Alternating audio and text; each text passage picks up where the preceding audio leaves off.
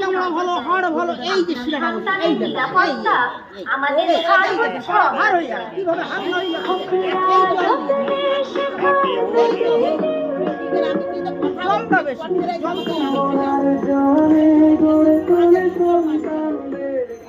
আমরা শিক্ষা দিই শুধুমাত্র বইয়ের নয়, জীবনের শিক্ষা।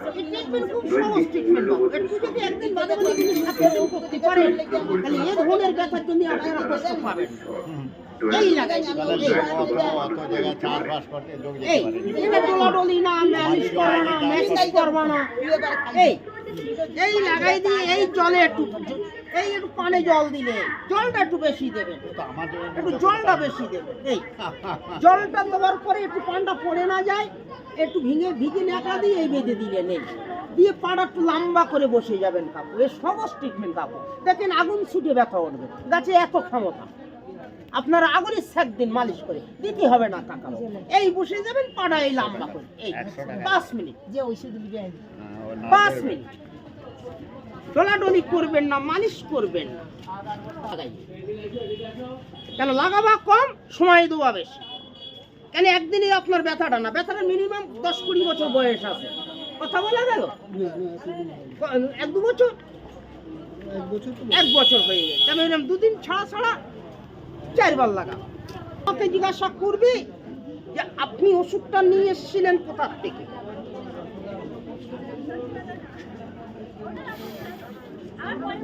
আগুন টাগুন দেবেন না, হাত দিন, এই জল দিলেন, এই জল দিলে কি হলো, এই পাওয়ারটা 2000 হয়ে গেল, এই গরম বেরিয়ে গেল। কথা বোঝা গেল, এই গরম হয়ে গেল। তাহলে আগুন টাগুন দেবেন না, তোমার ঠান্ডা লাগবে না, পানটা বসালে আর ঠান্ডা লাগবে না, এই গরম হয়ে গেল। একটু জল দিলেন, এই জল দিলে কি হলো, পাওয়ারটাই বেরিয়ে গেল। এই ঠিক আছে, তাহলে জল দেবেন, আগুন দেবেন না। সিস্টেম আলাদা, উল্টো ট্রিটমেন্ট, সোজা নয়। কেন সারা জীবন সোজা করেছেন, আগুনে স্যাক করতে বলেছে। আর একটু জল দেবেন, জল তার আপনার কিনতে হবে না, এরা একটু জল দেবেন, এই ন্যাকড়া ভিজিয়ে নেবেন, এই ট্রিটমেন্ট করেন, এই চাপ দিন, এই আগুন হয়ে ব্যথা উঠবে, শিরাটা পরিষ্কার করবে, আপনার রক্ত চলবে, পাড়া ভাই হবে, ব্যথা লাগবে না।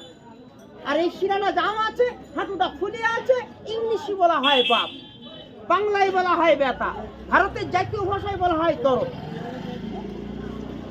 এই গরম হয়ে যাচ্ছে, কথা বোঝা গেল, এইভাবে একটু রাখবেন, এই তুলে যাও ব্যথাটা, আর আল্লাহ 2 দিন লাগাতে দেবো না।